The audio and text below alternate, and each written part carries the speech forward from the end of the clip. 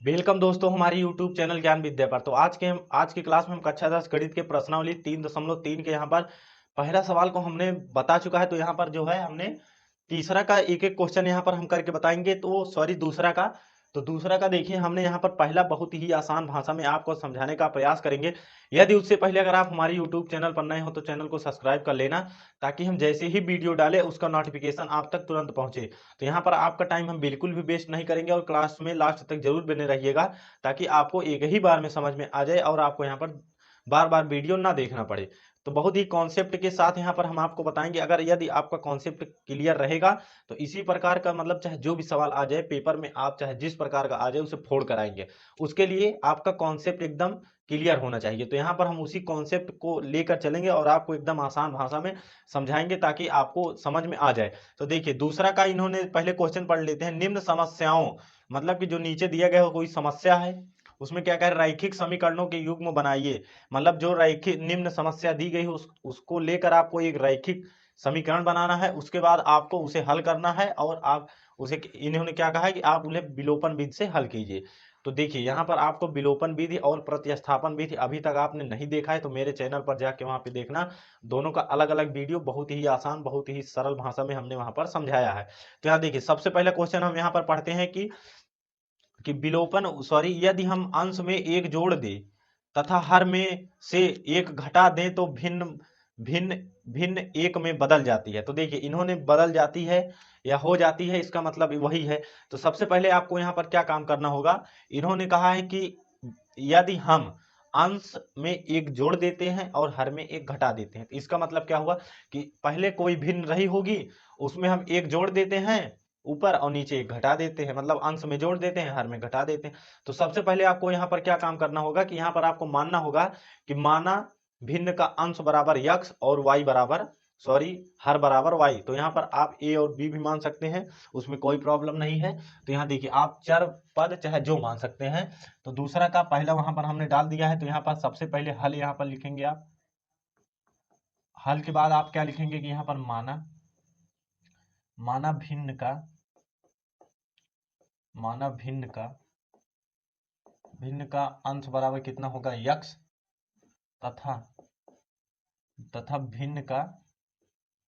भिन्न का हर बराबर कितना होगा वाई। तो आपने इतना मान लिया तो यहाँ के तो भिन्न। तो देखिए आप लिखने का तरीका भी आप जानते रहिए, नहीं तो आपको आता ही होगा। जब आपको लिखने का तरीका ही नहीं आएगा तो वहां पर आपकी जब स्टेप मार्किंग होगी तो वहां पर आपका नंबर कट सकता है। इसीलिए आपको एकदम विधिवत लिखना भी आना चाहिए कि हमें स्टेप बाय स्टेप में कैसे लिखना है। तो आपको यहाँ पर सब हम बताएंगे। तो देखिए जब आपने इतना मान लिया कि माना भिन्न का अंश बराबर इतना तथा भिन्न का हर बराबर इतना, तो भिन्न कितनी हो जाएगी, यक्स बटे वाई हो जाएगी। तो यहाँ देखिए पहली शर्त में अब यहाँ लिखेंगे प्रश्नानुसार। यहाँ क्या लिखेंगे, प्रश्नानुसार। तो देखिए आप यहाँ लिख सकते हैं प्रथम शर्तानुसार या आप लिख सकते हैं प्रश्नानुसार। तो इन्होंने कहा है कि मतलब यक्स बटे वाई हमारे पहले से भिन्न है, इसमें इन्होंने एक जोड़ दिया और इसमें से एक घटा दिया, एक किसके बराबर हो गए, एक के बराबर हो गए। तो एक के बराबर हो गई ये, तो अब बटे में कुछ नहीं लिखा तो अब हम यहाँ पर एक लिख सकते हैं कि नहीं, आप बताइए। इन्होंने यही तो कहा है कि एक भिन्न है, उसमें क्या किया इन्होंने, एक जोड़ दिया अंश में और हर में क्या किया, एक घटा दिया। तो वह बदल कर क्या हो जाती है, एक हो जाती है। तो यहाँ हमने क्या किया, जब जैसे कोई संख्या यहाँ पर लिखी तो आप उसके बटे में एक लिख सकते हैं। तो इतना तो आप जानते ही हैं। अब देखिए इसका आप तिर्यक गुणा करा दीजिए। तो देखिए जब तिर्यक गुणा कराएंगे तो यक्स प्लस वाई बराबर यक्स माइनस वाई। तो यक्स माइनस वाई यहाँ प्लस वन है, इसको इधर लेकर आए प्लस वन बराबर जीरो। यहाँ से अब बराबर का चिन्ह लगाते चलिएगा, x minus y plus two बराबर जीरो। तो आप इसे क्या मानेंगे, समीकरण नंबर एक। तो देखिए जब आपको इतना समझ में आ गया कि ये कैसे हुआ, तो देखिए अभी यहाँ पर क्या हुआ था कि हमने यक्स बटा वाई माना था, उनके उनके जो किताब में कहे हैं वो उनके कहने के अनुसार हमने क्या किया कि एक जोड़ दिया एक घटा दिया। अब वह किसके बराबर हो जाती है, एक के बराबर हो जाती है, इन्होंने कह रखा है। तो जब एक के बराबर हो जाती है तो यहाँ हम क्या करेंगे कि इसका तिर्यक गुणा करा देंगे। तिर्यक गुणा करने के बाद जब आप सॉल्व करोगे तो आपको यही इतना प्राप्त होगा। तो देखिए y को इधर लेकर आएंगे, माइनस हो जाएगा, ये प्लस एक ही है यहाँ पर, और इधर जो माइनस वाला वन है उसको हम इधर लेकर आएंगे तो प्लस बराबर जीरो हो जाएगा। तो इतना समीकरण एक हो गया। अब देखिए दूसरे शर्त में इन्होंने फिर यहाँ लिखेंगे, चाहे आप प्रश्नानुसार लिख सकते हैं या आप कह सकते हैं द्वितीय शर्तानुसार। आपको जो आसान लगे आप वही लिख सकते हैं, इसमें कोई आपको दिक्कत नहीं है। तो देखिए इन्होंने दूसरा कह रखा है कि इसी मतलब जो हमने माना है भिन्न में, इन्होंने कह रखा है कि यदि हर में मतलब कि बटे में, सॉरी नीचे में हर, ऊपर अंश नीचे हर, उसमें क्या करते हैं एक जोड़ देते हैं तो वह 1/2 हो जाती है। अब देखिए जहाँ x बटे वाई है, इसमें यदि हम एक जोड़ देते हैं तो वह 1/2 हो जाती है। इन्होंने यह कह रखा है तो फिर वही आप तिर्यक गुणा करा दिए, यहाँ से 2x हो जाएगा, यहाँ से x धन कितना हो जाएगा 1, तो 2x, इसको इधर लेकर आएंगे तो माइनस, और इसको भी इधर लेकर आएंगे तो 1 बराबर 0। अब इसे समीकरण नंबर 2 मान लीजिए। अब यहाँ से देखिए, अब इन्होंने कहा है कि आप क्या लगाइए, विलोपन विधि। तो विलोपन विधि में अब क्या करते हैं कि ये देखिए y वाला पद दोनों में बराबर है, परंतु दोनों के स्थान पर माइनस है।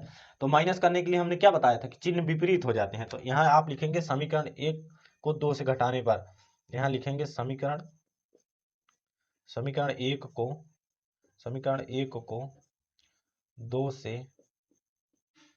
से घटाने पर, तो देखिए आप यहाँ चाहे इस प्रकार कर भी लिख सकते हैं, और अब कोई जरूरी नहीं कि आपका y वाला, आप x वाला भी यहाँ पर बराबर कर सकते हैं।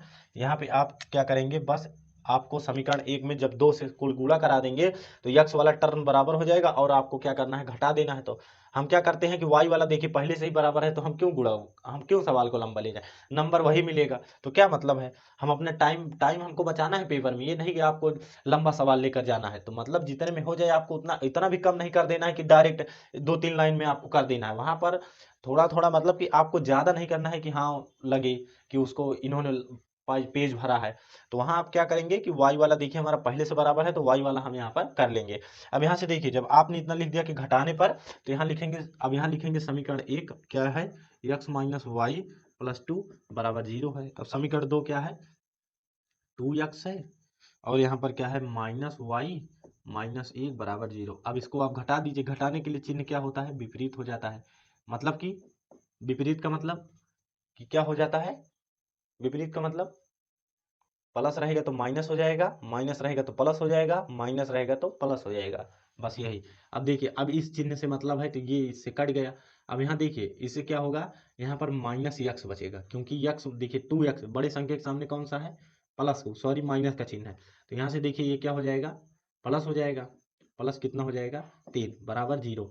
अब देखिए यहाँ से यक्स बराबर -3, और इधर यक्स है माइनस में, तो ये दोनों तरफ माइनस है तो माइनस माइनस कट जाएगा। तो यक्स बराबर यहाँ से आपको क्या प्राप्त हो गया 3। तो मुझे उम्मीद है कि आप लोगों को इतना समझ में आ गया होगा जितना अभी तक हमने समझाया। अब क्या करेंगे, इसी यक्स का मान आप चाहे जिस समीकरण में रख दीजिए, आपको तुरंत वाई का मान मिल जाएगा। तो यहाँ लिखेंगे यक्स का मान समीकरण 1 में रखने पर, समीकरण 1 में रखने पर, समीकरण 1 में रखने पर तो क्या करेंगे आप, इसी y का मान, सॉरी x का मान आप समीकरण 1 में रख दीजिए। तो देखिए x के स्थान पर क्या रखेंगे 3 माइनस वाई प्लस 2 बराबर 0, यही हमारा समीकरण 1 है। तो देखिए अब x बराबर प्लस, प्लस उधर है तो जाएगा तो माइनस हो जाएगा, मतलब -3, और इधर भी देखिए यहाँ पर माइनस है, इधर भी देखिए प्लस में है, सॉरी यहाँ पर 2 हो जाएगा, ये वाला लेके जा रहे हैं तो यहाँ भी देखिए। अब आप लोगों को इतना समझ में आ गया होगा। तो देखिए माइनस से माइनस कट गया, अब यहाँ से क्या आ गया 5। तो देखिए यहाँ से हमने क्या किया, प्लस इधर 2 था, प्लस में उधर ले जाएंगे तो -2 हो जाएगा, -2, और इधर हमने एक ही लाइन में दोनों काम किया, इधर 3 प्लस में है, उधर ले जाएंगे तो -3 हो जाएगा। तो माइनस माइनस प्लस, परंतु बड़ी संख्या के सामने कौन सा चिन्ह है माइनस का, तो यहाँ माइनस लग जाएगा, दोनों तरफ माइनस है तो माइनस से माइनस कट जाएगा, यहाँ से y बराबर 5 आ जाएगा। तो लिखेंगे अतः अतः हमारी भिन्न अतः हमारी भिन्न, या आप लिख सकते हैं अतः भिन्न बराबर, क्या माना था x बटा वाई, और बराबर क्या आ गया, x का मान कितना आया, देखिए यहाँ से 3/5। अब देखिए मान लीजिए कि आपको यह पता नहीं है कि हमारा x और y का मान गलत आया है या सही आया है, तो आप किसी भी समीकरण में x और y का मान रख दीजिए। यदि वो बराबर आता है तो जान लीजिए कि आपका जो है क्या है, दोनों तरफ बराबर आएगा, तो जान लीजिएगा कि आपका जो है x और y का मान एकदम सही आया है, अन्यथा गलत है। तो यहाँ देखिए हम चेक कर लेते हैं। तो यहाँ देखिए हम इसको यहाँ पर रख देंगे मान, यहाँ पर देखिए समीकरण 1 में रख देंगे, तो यहाँ समीकरण 1 से क्या है, देखिए यहाँ से इसको हम समीकरण 1 को इस प्रकार लिख सकते हैं कि नहीं, देखिए +2 है, इधर उधर ले जाएंगे तो -2, और एक्स वाई को हम इधर ही रखने देते हैं।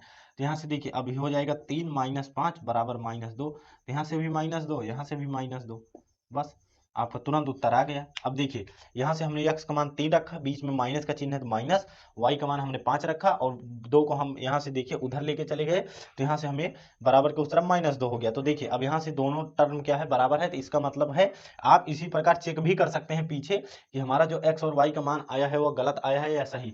तो देखिए हमने करके देख लिया, यहाँ पर हमारा जो है x और y का मान एकदम करेक्ट आया है, इसका मतलब हमारी जो भिन्न आई है वह सही आई। तो देखिए भिन्न में थोड़ा से आपको कॉन्सेप्ट की जरूरत है, यदि आप कॉन्सेप्ट को समझ लेते हैं तो आपको भिन्न वाले में कोई प्रॉब्लम नहीं होगी। तो इसी प्रकार आपको एक्स और वाई मानना होगा, उनके कहने के अनुसार आपको सब प्रोसेस कर देना है, बाकी आप गुणा भाग करना जानते हैं तो आपको बहुत ही आसान तरीका से यहाँ पर आ जाएगा। तो मुझे उम्मीद है कि आप लोगों को इतना समझ में आ गया होगा जितना अभी तक हमने समझाया है। तो अभी तक यदि हमारे आप चैनल को सब्सक्राइब नहीं किए हो तो प्लीज हमारे चैनल को सब्सक्राइब कर लेना।